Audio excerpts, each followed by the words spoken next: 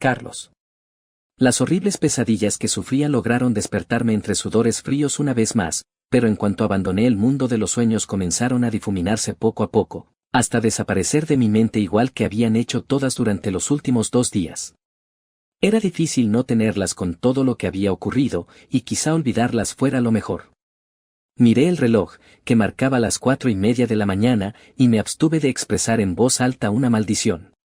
Desde que mis padres se fueron con mi hermana a la zona segura no había podido dormir una puñetera noche del tirón, ¿y cómo iba a hacerlo? Encerrado en mi casa 24 horas al día sin nada que hacer no paraba de dormitar a cada rato, luego llegaba la noche y no estaba cansado. Todo se había convertido en una mierda, dormido tenía pesadillas con esos malditos zombies, pero despierto me veía obligado a afrontar que la pesadilla era real. Desde la ventana de mi habitación tan solo se podía ver el callejón donde los vecinos aparcaban sus coches, ya desierto salvo por un pequeño y viejo utilitario que no conocía y el monovolumen del vecino del cuarto. Todas las mañanas me asomaba por si alguna de esas criaturas había logrado entrar en él, no porque tuviera forma de evitar que lo hicieran, sino porque si uno de aquellos seres estaba cerca de mi casa prefería saberlo. Además, a falta de internet, televisión, radio y periódicos, mirar por la ventana era lo más parecido que tenía a estar informado. Ni siquiera podía hablar con nadie, puesto que me encontraba solo en mi edificio desde hacía casi 3 semanas. Después de que el asunto de los zombies se descontrolara del todo, los militares evacuaron algunas zonas de la ciudad, pero como mi barrio era más bien humilde, nuestra evacuación no fue prioritaria, y para cuando llegaron aquí la gente ya no se atrevía ni a salir de sus casas. Mis padres se acabaron marchando con mi hermana pequeña al llegar los camiones del ejército, y con ellos todos los vecinos que no se habían ido antes por sus propios medios. Tenía que admitir que lo de las zonas seguras no sonaba nada mal. El ejército había acordonado todo el perímetro alrededor de la plaza de toros, la condomina y un colegio que había al lado, así como todas las casas de por medio, para protegerse de los muertos. La gente se repartía entre la plaza, el estadio y el colegio, y un muro levantado por los militares los separaba del exterior. Sencillo y eficaz. Además, según había oído, también había militares en el Hospital Reina Sofía, por lo que era probable que toda esa manzana estuviera libre de zombies. Debían tener agua, comida y, lo que es más importante, gente armada. Cuando aún había medios de comunicación se instaba a todo el mundo a ir a las zonas seguras de sus ciudades, alegando que era el único lugar donde el ejército podría garantizar nuestra protección.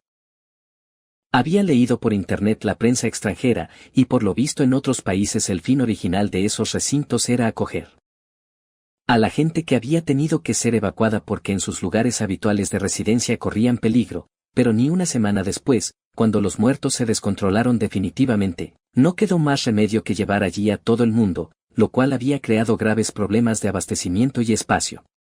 Como había acabado aquello no tenía forma de saberlo estando incomunicado. Me levanté de la cama a desgana.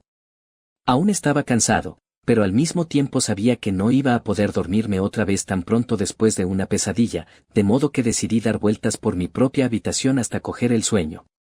Al final me senté en la silla del ordenador y me quedé mirando la pantalla apagada durante un buen rato. Aquel aparato era lo que más echaba de menos de no tener luz. Había matado miles de horas con toda clase de juegos online, y en ese momento no podía ni hacer un maldito solitario con él. Mi abuela me dijo una vez que vino de visita que, el día que me quedara sin internet, no iba a saber qué hacer.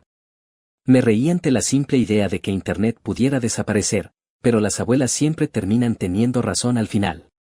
Aunque, en honor a la verdad, el problema no era la red, sino que no había luz eléctrica en ninguna parte. Cuando se cortó el suministro, hacía ya 2 semanas, me pasé una hora mirando los fusibles de la casa, que se encontraban detrás de la puerta de la entrada.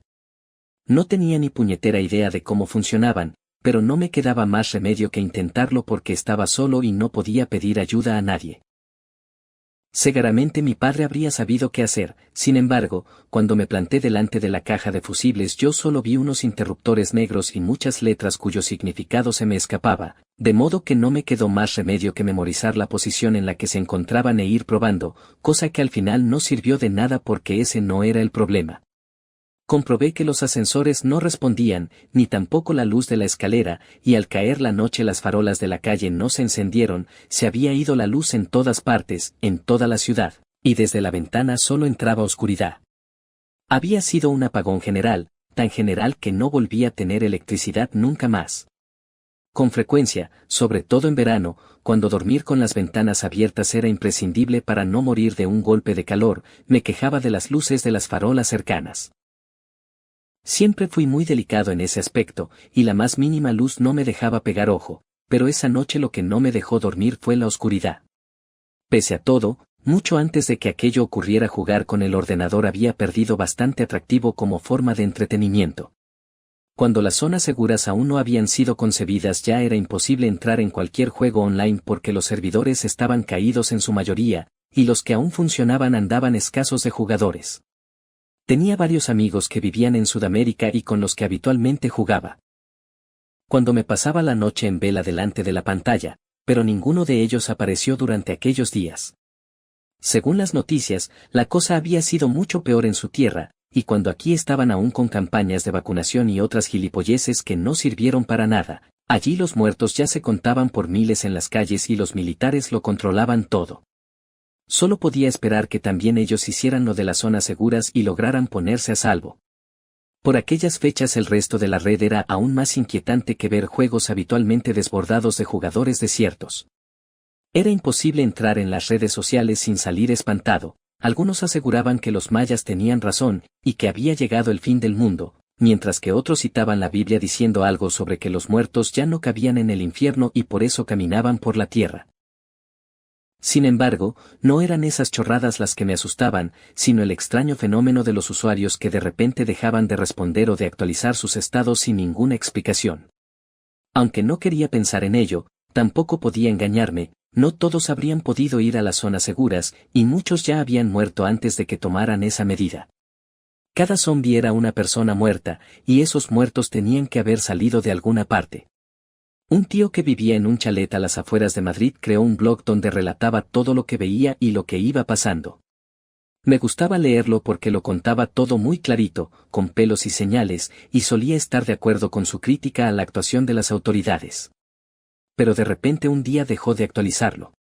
Su último mensaje, uno en que contaba cómo un vecino lo había alertado sobre una horda de esos seres que se dirigía hacia allí, era el peor de todos. Lo último que escribió fue que escuchaba los disparos de los militares muy cerca de su barrio, y que algunos de sus vecinos, presa del pánico, habían salido de sus casas, huyendo en sus coches o incluso a pie. Al final del mensaje decía que iba a echar la llave de su casa y a esperar a que todo pasara, pero no volvió a escribir en el blog ni a responder a los comentarios y correos de la gente que intentaba ponerse en contacto con él. Pero todo aquello quedaba ya a un mundo de distancia. La crisis de los muertos vivientes, reanimados o resucitados, como la mayoría de la gente los llamaba, había durado casi 2 meses, y no tenía pinta de ir a mejorar. No sabía qué estaba haciendo el ejército para remediarlo porque, aunque fueron los únicos capaces de responder adecuadamente, hacía mucho que no se tenía noticias de ellos. De ellos ni de nadie. Los mensajes del gobierno desaparecieron de la tele en el momento en que se declaró el estado de alarma en todo el país. Y desde ese instante únicamente emitían vídeos de militares de diversos rangos dando indicaciones de lo que los civiles teníamos que hacer. Primero recomendaban a los habitantes de algunos barrios que se dirigieran a los puntos de evacuación, pero más tarde, cuando salir a la calle era un peligro y la gente se quedó encerrada en sus casas por miedo, dijeron que enviarían vehículos a recogerlos para llevarlos a las zonas seguras. En uno de esos camiones se fueron mis padres con mi hermana, Sara. Al parecer, pese a todas las medidas que se habían tomado, la plaga había adoptado los niveles apocalípticos que la prensa le otorgó desde el primer momento. Mucha gente había muerto, eso lo tenía claro, pero no podía ni imaginar cuántos podían ser en total. Me daba escalofríos pensar en que todos los evacuados de Murcia habían cabido en la zona segura, un lugar que debía ser capaz de alojar a, como mucho, menos de 10.000 personas en condiciones normales. Era mejor no pensar en ello porque podía ser desquiciante. Lo último que supe de mis tíos y mis primos fue que, cuando todo empezó, se marcharon a la casa que tenían en la huerta, cerca de Puente Tocinos, donde creían que estarían a salvo. Tampoco sabía nada de mis amigos, tanto los de carne y hueso como los de internet, ni siquiera de mis compañeros del instituto, y como las líneas telefónicas no funcionaban, ni los móviles, ni nada de nada, no había forma de comunicarse con nadie. Si me pasaba el día durmiendo o leyendo no era solo porque no tuviera nada mejor que hacer, era también para intentar pensar lo menos posible en todo aquello. Por más vueltas que le daba, en especial porque en realidad no tenía tampoco muchos otros temas en que pensar, más claro veía que la culpa de todo lo que estaba pasando era únicamente de las autoridades, desde el gobierno hasta la mismísima Organización Mundial de la Salud, que no llegaron a ser capaces de dar una explicación satisfactoria al fenómeno zombie. A finales de diciembre llegó la noticia de que la enfermedad, que en ese momento pensaban que era una nueva cepa del ébola o una variante de la rabia, no solo había salido de África, su lugar de origen, y llegado a Asia, sino que ya se había instalado allí para quedarse. Luego el problema empezó también en Europa, aunque de forma más sutil. Primero fueron noticias que casi sonaban a broma. Una muy comentada en las redes sociales fue la de un hombre de Cáceres que decía que su suegra había resucitado en la morgue y le había mordido. Hicieron hasta un monólogo sobre ello en un late night de la televisión, pero nadie lo relacionó con los zombies. ¿Cómo íbamos a hacerlo en aquel entonces? Hasta más adelante solo se hablaría de una enfermedad mortal, nadie dijo nada de cadáveres caníbales, nadie nos advirtió del peligro de nuestros propios muertos. En adelante las noticias se volvieron más preocupantes. 2 personas aseguraron haber visto como un grupo de unos 5 o 6 individuos, que parecían borrachos o drogados, habían cogido a otro y le mordieron hasta desfigurarlo. La víctima moriría horas más tarde por complicaciones en sus heridas. Mucho más tarde sabríamos que esas complicaciones era lo que hacía.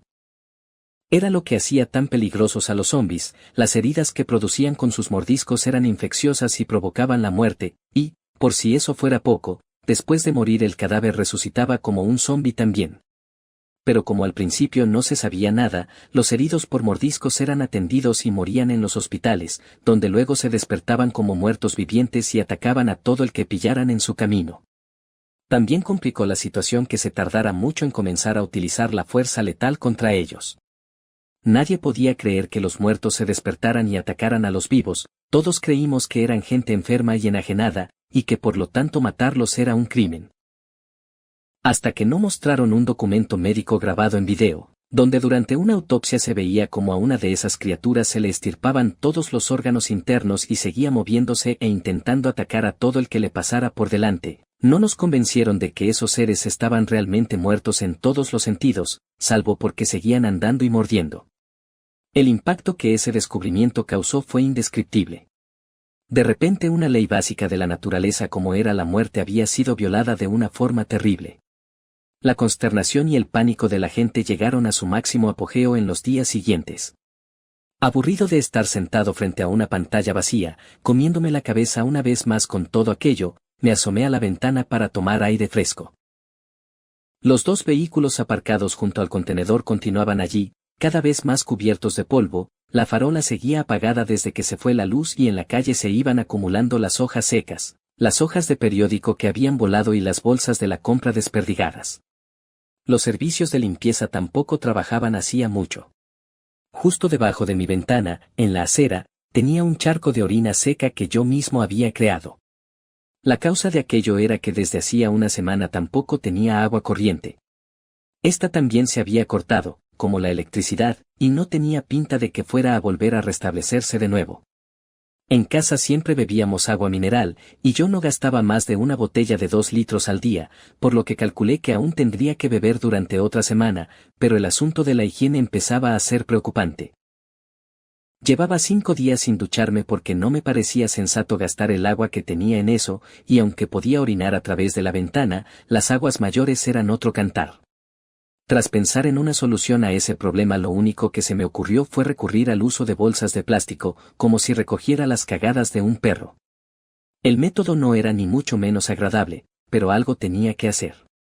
Aquellas bolsas usadas también estaban desperdigadas por la calle porque no tenía sentido guardarlas en casa, así que sencillamente las lanzaba con todas mis fuerzas lo más lejos que podía y allí se quedaban. Tras reflexionar sobre lo infravalorados que estaban los sistemas de eliminación de desechos humanos, decidí que ya era hora de intentar volver a dormir. No tenía nada con lo que distraerme por las noches porque la oscuridad me impedía leer, de modo que era mejor descansar a esas horas e intentar aprovechar las mañanas para cualquier otro cometido. Tardé bastante en pillar el sueño debido al asunto de la inactividad, pero por lo menos la mañana siguiente no recordaba haber tenido ninguna nueva pesadilla. Después de levantarme fui a la cocina para coger unos cereales, aunque la caja, llena tan solo una semana antes, apenas tenía contenido suficiente para un desayuno más. Nunca fui de comer demasiado, sin embargo, el paso de los días hacía que las provisiones en la casa se fueran agotando sin remedio, y las que había conseguido 2 días antes para reemplazarlas estaban bien, pero entre ellas no había más cereales, que era lo único que me entraba por las mañanas. Cuando mis padres se fueron cogí todo lo que había comestible en la casa y lo puse sobre la mesa de la cocina para tenerlo controlado.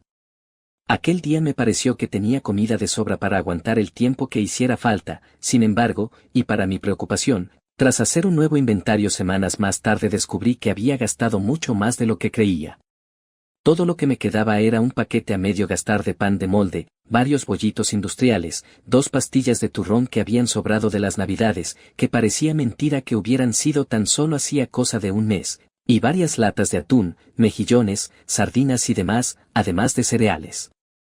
La fruta tuve que tirarla cuando se puso pocha, y al irse la luz no me quedó otra opción que comerme todos los congelados que pudiera antes de que se echaran a perder también.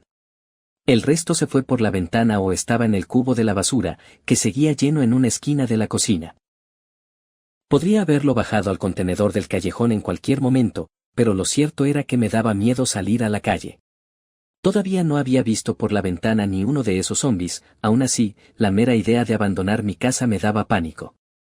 Por no hacerlo, no había salido ni al rellano de mi piso desde que se fue la luz. Era mucho más fácil tirar las cosas por la ventana, ¿quién se iba a quejar? Si alguien hubiera venido a hacerlo, lo hubiera abrazado. No se podía decir que fuera una persona muy extrovertida en mi vida diaria, pero desde que mis padres se marcharon no había visto a ningún otro ser humano, y empezaba a extrañar hasta el sonido de mi propia voz. Tras realizar aquel recuento de comida me di cuenta de que había llegado el momento de llevar a cabo el plan que tracé para cuando éste empezara a escasear.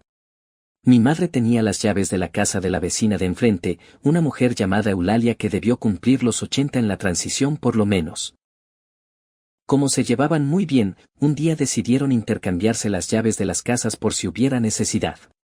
Después de que se fueran mis padres, cuando puse toda la comida útil sobre la mesa de la cocina, tomé la decisión de que, si me faltaba que comer, me colaría en su casa para reponer existencias.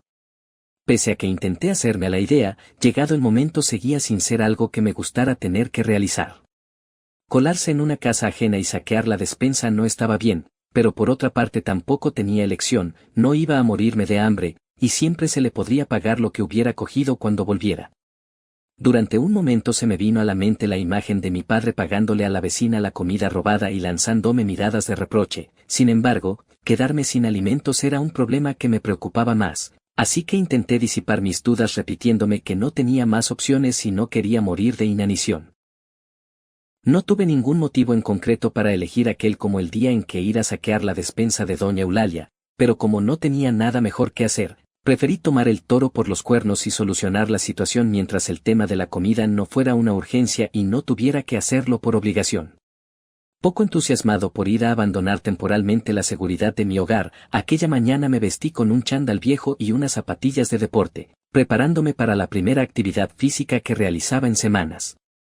Una vez preparado, y tras mirarme en el espejo las greñas y la ridícula barbita que me había crecido en esos días, me dirigí a la alacena a buscar las llaves del piso de la vecina, y me topé con que el cajón donde habitualmente guardábamos esas cosas estaba lleno de otras llaves, todas desconocidas para mí. Con todo lo que había ocurrido en las últimas semanas me había olvidado de que mi padre había sido presidente de la comunidad aquel año, y por ese motivo él era el encargado de guardar las llaves de las zonas comunes del edificio, como los motores de los ascensores, el cuarto de contadores, el cuarto de basuras, el trastero, la terraza, etc. Estaban todas allí, etiquetadas y ordenadas en llaveros. Además de esas llaves comunitarias también se encontraban en el cajón las mías, las de la casa de campo de mis tíos, de las cuales mis padres tenían una copia, y las que buscaba, las del piso de doña Eulalia.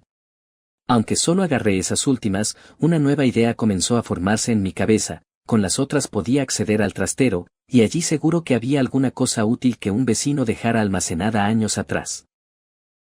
A diferencia de la comida, eso ni siquiera sería robar, ya que no pensaba quedarme permanentemente con nada de lo que pudiera coger, y tan solo las horas que pasaría revisándolo todo ya hacían que mereciera la pena intentarlo. Si algo había descubierto esos días era que debía mantener la mente ocupada en cualquier cosa de la forma que fuera. Cuando me quedaba pensando en las musarañas se transformaban rápidamente en las caras de conocidos de los que no sabía que había sido y en la impotencia de no saber cuándo iba a acabar todo, o si el mundo volvería a ser el que era antes de que apareciera el primer zombi. No obstante, dejaría aquello para más adelante, ya había decidido que tenía que reponer la comida gastada, y eso, además de ser más prioritario, era suficiente aventura por un día. La puerta de mi casa estaba cerrada con llave y con cerrojo. Toda precaución era poca porque en las noticias habían dicho muchas veces que los hogares de la gente evacuada habían sufrido saqueos, y como mi padre era autónomo antes de que todo empezara, y la crisis se estaba cebando con la economía de la familia, cuando escuchó esas noticias se llevó las manos a la cabeza. No podíamos permitirnos que nos robaran si nos marchábamos, y aquello nos podía poner en peligro a todos. Mi madre quiso irse a la casa de la huerta con mis tíos, pero mi padre se negó a dejarla nuestra vacía y abandonada a manos de cualquiera que quisiera robarnos, y solo cuando la cosa se puso aún peor, y no hubo más remedio que ir a la zona segura terminó cediendo. Sin embargo, sus temores a que saquearan la casa no habían disminuido, y yo, que ya era mayor de edad y quería colaborar, me ofrecí para quedarme en ella mientras todo aquello durara. Mi madre puso el grito en el cielo cuando le expliqué la idea, pero tuvo que rendirse cuando mi padre se mostró de acuerdo. Conmigo el piso estaría a salvo al poder tener la puerta atrancada desde dentro, y con una sola persona comiendo creímos que aguantaría encerrado todo el tiempo que los militares pudieran necesitar para limpiar la ciudad de muertos. Así que, llegado el momento de volver a abrir aquella puerta que tan firmemente había cerrado tras la marcha de mi familia, me costó desatrancarla, pero no por los cerrojos, sino porque de repente fui consciente de lo valiosa que era la sensación de seguridad que tenía dentro de mi hogar. Allí estaba protegido, cómodo e incluso caliente, aunque ya no hubiera calefacción y las noches fueran frías. En la calle, por el contrario, tal vez ya no habría saqueadores, pero sí zombis, muchos zombis, miles, cientos de miles y la televisión no exageraba antes de que dejaran de emitir, y salir al rellano era estar un paso más cerca de la calle, más cerca del último lugar del mundo al que quería acercarme. Eché un vistazo por la mirilla para asegurarme de que el rellano estaba desierto, y después de hacerlo resoplé y me sequé las manos, que habían empezado a sudarme por los nervios. Venga, Carlos, solo es ir a la casa de al lado, me dije para infundirme ánimos. Salir de mi hogar se me estaba haciendo tan duro como si sufriera de agorafobia, y empezaba a tentarme seriamente el darme la vuelta y volver a la cama. Tras respirar profundamente un par de veces me armé de valor, o quizá de imprudencia, y giré el pomo para abrir la puerta de una vez por todas. Una mosca atontada era incapaz de encontrar la rendija de la ventana del entresuelo, que quedaba a mi izquierda bajando las escaleras. No. Pensé que fuera a ser para tanto, pero incluso el estar en el umbral de mi casa me supuso un mazazo, y durante unos segundos me quedé parado sobre el felpudo, intentando no pensar en nada para recuperar la compostura. La idea de que un zombi pudiera haberse colado en el portal y estuviera paseándose por la escalera me parecía a cada segundo más probable. Ahí no hay nada, no seas cobarde, me reprendí a mí mismo al tiempo que luchaba por reunir el valor suficiente para dar el primer paso, y cuando por fin lo di me sentí mucho mejor, como si con ello hubiera superado un trauma. Lo primero que hice cuando logré echarme a andar fue asomarme por el hueco de la escalera, solo para cerciorarme de que mis palabras de ánimo eran ciertas. Por suerte, y para mi tranquilidad, allí no había nada, la escalera estaba vacía y silenciosa, tan vacía y tan silenciosa como no la había visto nunca. Se me hacía raro no escuchar los chismorreos y las peleas de las vecinas, tan habituales cuando el edificio estaba lleno que sin ellas aquel lugar parecía muerto, y eso tampoco me alentaba demasiado. La mitad de los vecinos se marcharon por sus propios medios antes de que los militares llegaran, cuando hacer eso todavía era posible. La mayoría se fueron a la zona segura, pero otros disponían de casas en el campo o en la playa, Y como en la televisión se comentó la hipótesis de que un virus o bacteria podría ser el causante de todo lo que estaba ocurriendo, algunos optaron por alejarse a esos lugares menos poblados. Deseaba de corazón que les hubiera ido bien aquello que, a mi juicio, tenía mucho sentido: cuanta menos gente, menos zombis potenciales. La otra mitad del edificio se fue cuando llegó el ejército. Desde la ventana de mi casa pude comprobar que el camión donde los subían para trasladarlos con las escasas pertenencias que les habían dejado llevar se rebosaba de gente al ponerse en marcha en dirección a la zona segura. Todavía inquieto, aunque un poco más aliviado sabiendo que no había nada peligroso por allí acechando, cerré la puerta de casa y me encaminé hacia la de mi vecina. Temí que al entrar pudiera sonar una alarma, pero recordé que hacía días que no había electricidad. Ignoraba si esas alarmas podían funcionar sin luz. Me parecía un poco tonto que un simple apagón, o alguien cortando los cables, pudieran anularla, aunque, por otra parte, también había oído que el objetivo de estas era más bien disuasorio. Se supone que protegían casas, no búnkeres secretos, y nadie se iba a poner a cortar la luz para colarse en la casa de un barrio humilde. Al final no sonó nada cuando abrí la puerta y me colé dentro.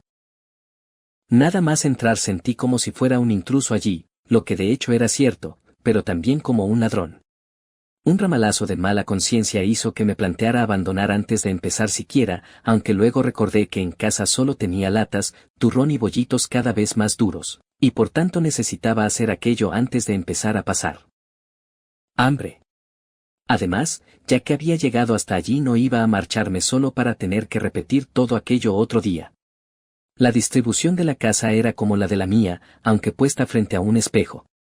El pasillo de la entrada giraba a la derecha en lugar de a la izquierda y las habitaciones estaban al lado contrario, pero básicamente eran idénticas. Todo estaba muy bien ordenado. Pese a ser una persona mayor, Eulalia siempre tenía fuerzas para tener su casa en condiciones. El día que nació mi hermana, cuando yo tenía 8 años, tuve que quedarme allí a dormir porque mis padres estaban en el hospital y la decoración, que se me antojaba de un estilo anticuado entonces, no había cambiado en los 10 años que habían pasado desde ese día. La cocina levantó mis ánimos como ninguna otra cosa lo había conseguido desde que me quedé sin agua y sin luz. Nada más entrar me encontré con una longaniza colgando de la pared, y tras varios días comiendo latas no pude evitar lanzar una carcajada al verla. Mi risa sonó extrañamente fuera de lugar en el mundo silencioso en que vivía. Por las mañanas solían despertarme los coches, las personas hablando por la calle o incluso los perros ladrando, pero hacía mucho que esos sonidos se habían callado. Tan solo los gorrioncillos piaban por encima del silencio sepulcral en el que estaba sumido el mundo, y que hacía que hasta el sonido del viento soplando resultara escandaloso, no digamos ya una carcajada humana.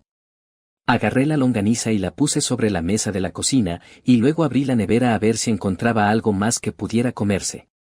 Aunque casi llena, la mayoría de lo que se guardaba allí estaba estropeado por la falta de refrigeración, pero aún así rescaté algunas cosas todavía aprovechables. Todo lo que necesitaba frío en mayor o menor medida se había podrido, y el queso tenía moho. No obstante, encontré un bote de paté sin abrir, otro de mermelada de arándanos, mi favorita, varias botellas de zumos de diversos sabores, una botella de agua y una piña sin abrir que esperaba que aún estuviera buena.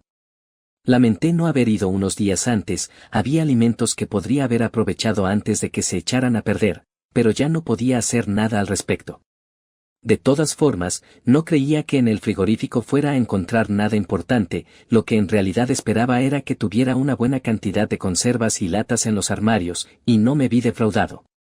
En los cajones de la cocina doña Eulalia guardaba 3 botes de fabada, unos espárragos y varias pastillas de chocolate. Además de eso también había pan de molde, tostado y roscas. De lo que más tenía era pasta, arroz e incluso varios sobres de comida deshidratada, que no me servían para nada porque, sin gas y sin electricidad, como no hiciera una hoguera con los muebles no tenía forma de calentar agua, y esta tampoco me sobraba precisamente. Lo que no podía usar se quedó allí, lo demás lo puse sobre la mesa para llevármelo cuando me fuera. Tenía pensado echar un vistazo al resto de la casa porque no me venía mal un poco más de papel higiénico y tal vez otros productos de primera necesidad que encontrara. Mi conciencia, que antes me decía que entrar a coger comida estaba mal, se había sumido en un sospechoso e interesado silencio. Al final, además del papel higiénico y algunas bolsas de plástico no había mucho más que pudiera necesitar. No quería ropa de mujer mayor, ni más mantas, ni cosas del cuarto de baño, pero el paseo por la casa me sirvió para recordar que el balcón del comedor de su piso tenía vistas a una calle distinta a la única que yo podía ver desde la mía. Todas las ventanas de mi casa tenían vistas al callejón, y como mucho se atisbaba un trocito de la calle de enfrente, pero desde la de mi vecina estas abarcaban toda la calle de atrás, de un extremo a otro. Hasta entonces mi contacto con los zombies había sido únicamente a través de la televisión o por vídeos en internet, jamás había visto uno en carne y hueso, y me resultaba difícil asimilar que la calle donde de pequeño mi madre no me dejaba jugar por miedo a los coches que pasaban estuviera poblada de cadáveres. Carlos. Las horribles pesadillas que sufría lograron despertarme entre sudores fríos una vez más, pero en cuanto abandoné el mundo de los sueños comenzaron a difuminarse poco a poco, hasta desaparecer de mi mente igual que habían hecho todas durante los últimos 2 días. Era difícil no tenerlas con todo lo que había ocurrido, y quizá olvidarlas fuera lo mejor. Miré el reloj, que marcaba las 4:30 de la mañana, y me abstuve de expresar en voz alta una maldición. Desde que mis padres se fueron con mi hermana a la zona segura no había podido dormir una puñetera noche del tirón, ¿y cómo iba a hacerlo? Encerrado en mi casa 24 horas al día sin nada que hacer no paraba de dormitar a cada rato, luego llegaba la noche y no estaba cansado. Todo se había convertido en una mierda, dormido tenía pesadillas con esos malditos zombies, pero despierto me veía obligado a afrontar que la pesadilla era real. Desde la ventana de mi habitación tan solo se podía ver el callejón donde los vecinos aparcaban sus coches, ya desierto salvo por un pequeño y viejo utilitario que no conocía y el monovolumen del vecino del cuarto.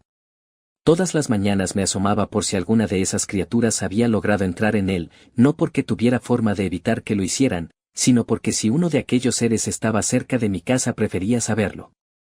Además, a falta de internet, televisión, radio y periódicos, mirar por la ventana era lo más parecido que tenía a estar informado. Ni siquiera podía hablar con nadie, puesto que me encontraba solo en mi edificio desde hacía casi 3 semanas. Después de que el asunto de los zombies se descontrolara del todo, los militares evacuaron algunas zonas de la ciudad, pero como mi barrio era más bien humilde, nuestra evacuación no fue prioritaria, y para cuando llegaron aquí la gente ya no se atrevía ni a salir de sus casas. Mis padres se acabaron marchando con mi hermana pequeña al llegar los camiones del ejército, y con ellos todos los vecinos que no se habían ido antes por sus propios medios. Tenía que admitir que lo de las zonas seguras no sonaba nada mal. El ejército había acordonado todo el perímetro alrededor de la plaza de toros, la condomina y un colegio que había al lado, así como todas las casas de por medio, para protegerse de los muertos. La gente se repartía entre la plaza, el estadio y el colegio, y un muro levantado por los militares los separaba del exterior. Sencillo y eficaz. Además, según había oído, también había militares en el Hospital Reina Sofía, por lo que era probable que toda esa manzana estuviera libre de zombies. Debían tener agua, comida y, lo que es más importante, gente armada. Cuando aún había medios de comunicación se instaba a todo el mundo a ir a las zonas seguras de sus ciudades, alegando que era el único lugar donde el ejército podría garantizar nuestra protección. Había leído por internet la prensa extranjera, y por lo visto en otros países el fin original de esos recintos era acoger a la gente que había tenido que ser evacuada porque en sus lugares habituales de residencia corrían peligro, pero ni una semana después, cuando los muertos se descontrolaron definitivamente, no quedó más remedio que llevar allí a todo el mundo, lo cual había creado graves problemas de abastecimiento y espacio. Como había acabado aquello no tenía forma de saberlo estando incomunicado. Me levanté de la cama a desgana. Aún estaba cansado, pero al mismo tiempo sabía que no iba a poder dormirme otra vez tan pronto después de una pesadilla, de modo que decidí dar vueltas por mi propia habitación hasta coger el sueño. Al final me senté en la silla del ordenador y me quedé mirando la pantalla apagada durante un buen rato. Aquel aparato era lo que más echaba de menos de no tener luz. Había matado miles de horas con toda clase de juegos online, y en ese momento no podía ni hacer un maldito solitario con él. Mi abuela me dijo una vez que vino de visita que, el día que me quedara sin internet, no iba a saber qué hacer. Me reí ante la simple idea de que internet pudiera desaparecer, pero las abuelas siempre terminan teniendo razón al final. Aunque, en honor a la verdad, el problema no era la red, sino que no había luz eléctrica en ninguna parte. Cuando se cortó el suministro, hacía ya 2 semanas, me pasé una hora mirando los fusibles de la casa, que se encontraban detrás de la puerta de la entrada. No tenía ni puñetera idea de cómo funcionaban, pero no me quedaba más remedio que intentarlo porque estaba solo y no podía pedir ayuda a nadie. Seguramente mi padre habría sabido qué hacer, sin embargo, cuando me planté delante de la caja de fusibles yo solo vi unos interruptores negros y muchas letras cuyo significado se me escapaba, de modo que no me quedó más remedio que memorizar la posición en la que se encontraban e ir probando, cosa que al final no sirvió de nada porque ese no era el problema. Comprobé que los ascensores no respondían, ni tampoco la luz de la escalera, y al caer la noche las farolas de la calle no se encendieron, se había ido la luz en todas partes, en toda la ciudad, y desde la ventana solo entraba oscuridad. Había sido un apagón general, tan general que no volví a tener electricidad nunca más. Con frecuencia, sobre todo en verano, cuando dormir con las ventanas abiertas era imprescindible para no morir de un golpe de calor, me quejaba de las luces de las farolas cercanas. Siempre fui muy delicado en ese aspecto, y la más mínima luz no me dejaba pegar ojo, pero esa noche lo que no me dejó dormir fue la oscuridad. Pese a todo, mucho antes de que aquello ocurriera jugar con el ordenador había perdido bastante atractivo como forma de entretenimiento. Cuando las zonas seguras aún no habían sido concebidas ya era imposible entrar en cualquier juego online porque los servidores estaban caídos en su mayoría, y los que aún funcionaban andaban escasos de jugadores. Tenía varios amigos que vivían en Sudamérica y con los que habitualmente jugaba. Cuando me pasaba la noche en vela delante de la pantalla, pero ninguno de ellos apareció durante aquellos días. Según las noticias, la cosa había sido mucho peor en su tierra, y cuando aquí estaban aún con campañas de vacunación y otras gilipolleces que no sirvieron para nada, allí los muertos ya se contaban por miles en las calles y los militares lo controlaban todo. Solo podía esperar que también ellos hicieran lo de las zonas seguras y lograran ponerse a salvo. Por aquellas fechas el resto de la red era aún más inquietante que ver juegos habitualmente desbordados de jugadores desiertos. Era imposible entrar en las redes sociales sin salir espantado. Algunos aseguraban que los mayas tenían razón, y que había llegado el fin del mundo, mientras que otros citaban la Biblia diciendo algo sobre que los muertos ya no cabían en el infierno y por eso caminaban por la tierra. Sin embargo, no eran esas chorradas las que me asustaban, sino el extraño fenómeno de los usuarios que de repente dejaban de responder o de actualizar sus estados sin ninguna explicación. Aunque no quería pensar en ello, tampoco podía engañarme, no todos habrían podido ir a las zonas seguras, y muchos ya habían muerto antes de que tomaran esa medida. Cada zombi era una persona muerta, y esos muertos tenían que haber salido de alguna parte. Un tío que vivía en un chalet a las afueras de Madrid creó un blog donde relataba todo lo que veía y lo que iba pasando. Me gustaba leerlo porque lo contaba todo muy clarito, con pelos y señales, y solía estar de acuerdo con su crítica a la actuación de las autoridades. Pero de repente un día dejó de actualizarlo. Su último mensaje, uno en que contaba cómo un vecino lo había alertado sobre una horda de esos seres que se dirigía hacia allí, era el peor de todos. Lo último que escribió fue que escuchaba los disparos de los militares muy cerca de su barrio, y que algunos de sus vecinos, presa del pánico, habían salido de sus casas, huyendo en sus coches o incluso a pie. Al final del mensaje decía que iba a echar la llave de su casa y a esperar a que todo pasara, pero no volvió a escribir en el blog ni a responder a los comentarios y correos de la gente que intentaba ponerse en contacto con él. Pero todo aquello quedaba ya a un mundo de distancia. La crisis de los muertos vivientes, reanimados o resucitados, como la mayoría de la gente los llamaba, había durado casi 2 meses, y no tenía pinta de ir a mejorar. No sabía qué estaba haciendo el ejército para remediarlo porque, aunque fueron los únicos capaces de responder adecuadamente, hacía mucho que no se tenía noticias de ellos. De ellos ni de nadie. Los mensajes del gobierno desaparecieron de la tele en el momento en que se declaró el estado de alarma en todo el país, y desde ese instante únicamente emitían vídeos de militares de diversos rangos dando indicaciones de lo que los civiles teníamos que hacer. Primero recomendaban a los habitantes de algunos barrios que se dirigieran a los puntos de evacuación, pero más tarde, cuando salir a la calle era un peligro y la gente se quedó encerrada en sus casas por miedo, dijeron que enviarían vehículos a recogerlos para llevarlos a las zonas seguras. En uno de esos camiones se fueron mis padres con mi hermana, Sara. Al parecer, pese a todas las medidas que se habían tomado, La plaga había adoptado los niveles apocalípticos que la prensa le otorgó desde el primer momento. Mucha gente había muerto, eso lo tenía claro, pero no podía ni imaginar cuántos podían ser en total. Me daba escalofríos pensar en que todos los evacuados de Murcia habían cabido en la zona segura, un lugar que debía ser capaz de alojar a, como mucho, menos de 10.000 personas en condiciones normales. Era mejor no pensar en ello porque podía ser desquiciante. Lo último que supe de mis tíos y mis primos fue que, cuando todo empezó, se marcharon a la casa que tenían en la huerta, cerca de Puente Tocinos, donde creían que estarían a salvo. Tampoco sabía nada de mis amigos, tanto los de carne y hueso como los de internet, ni siquiera de mis compañeros del instituto, y como las líneas telefónicas no funcionaban, ni los móviles, ni nada de nada, no había forma de comunicarse con nadie. Si me pasaba el día durmiendo o leyendo no era solo porque no tuviera nada mejor que hacer, era también para intentar pensar lo menos posible en todo aquello. Por más vueltas que le daba, en especial porque en realidad no tenía tampoco muchos otros temas en que pensar, más claro veía que la culpa de todo lo que estaba pasando era únicamente de las autoridades, desde el gobierno hasta la mismísima Organización Mundial de la Salud, que no llegaron a ser capaces de dar una explicación satisfactoria al fenómeno zombie.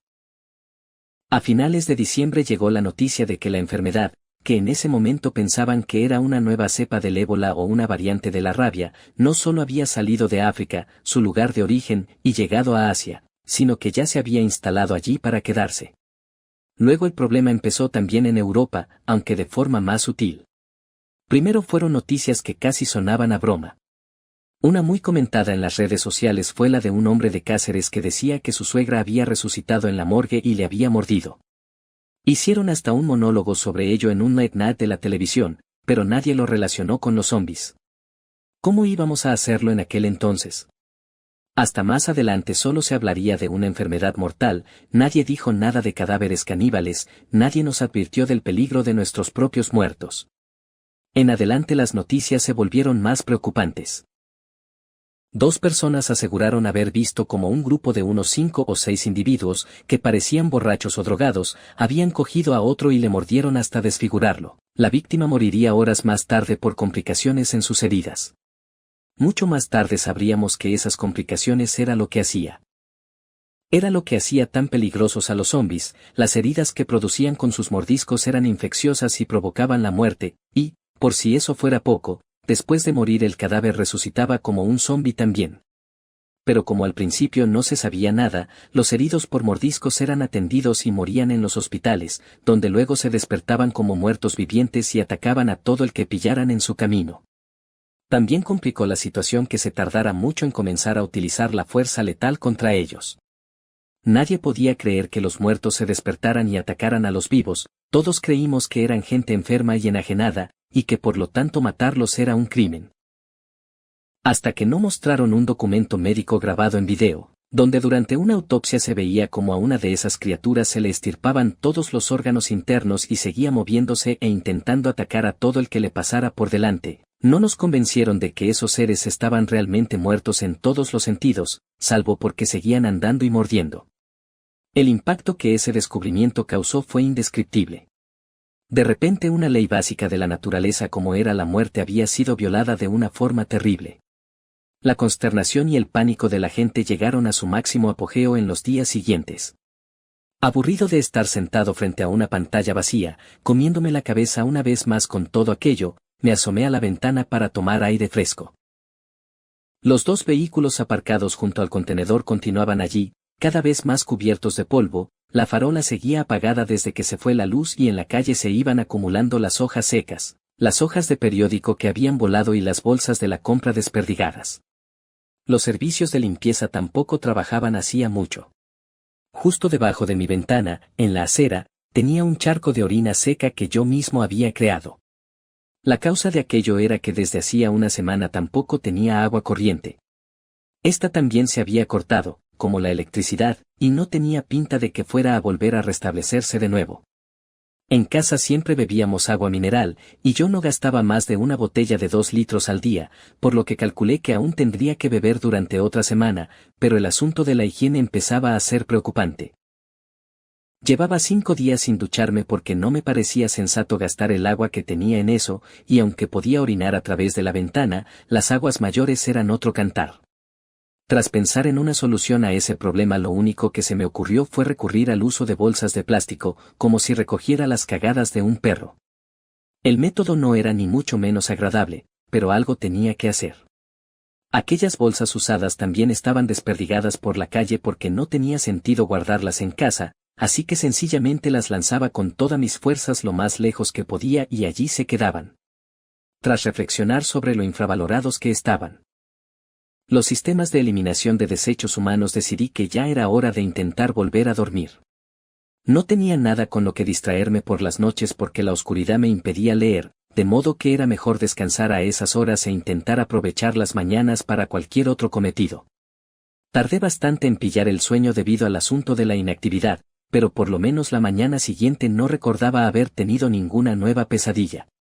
Después de levantarme fui a la cocina para coger unos cereales, aunque la caja, llena tan solo una semana antes, apenas tenía contenido suficiente para un desayuno más. Nunca fui de comer demasiado, sin embargo, el paso de los días hacía que las provisiones en la casa se fueran agotando sin remedio, y las que había conseguido 2 días antes para reemplazarlas estaban bien, pero entre ellas no había más cereales, que era lo único que me entraba por las mañanas. Cuando mis padres se fueron, cogí todo lo que había comestible en la casa y lo puse sobre la mesa de la cocina para tenerlo controlado. Aquel día me pareció que tenía comida de sobra para aguantar el tiempo que hiciera falta, sin embargo, y para mi preocupación, tras hacer un nuevo inventario semanas más tarde descubrí que había gastado mucho más de lo que creía. Todo lo que me quedaba era un paquete a medio gastar de pan de molde, varios bollitos industriales, 2 pastillas de turrón que habían sobrado de las navidades, que parecía mentira que hubieran sido tan solo hacía cosa de un mes, y varias latas de atún, mejillones, sardinas y demás, además de cereales. La fruta tuve que tirarla cuando se puso pocha, y al irse la luz no me quedó otra opción que comerme todos los congelados que pudiera antes de que se echaran a perder también. El resto se fue por la ventana o estaba en el cubo de la basura, que seguía lleno en una esquina de la cocina. Podría haberlo bajado al contenedor del callejón en cualquier momento, pero lo cierto era que me daba miedo salir a la calle. Todavía no había visto por la ventana ni uno de esos zombis, aún así, la mera idea de abandonar mi casa me daba pánico. Por no hacerlo, no había salido ni al rellano de mi piso desde que se fue la luz. Era mucho más fácil tirar las cosas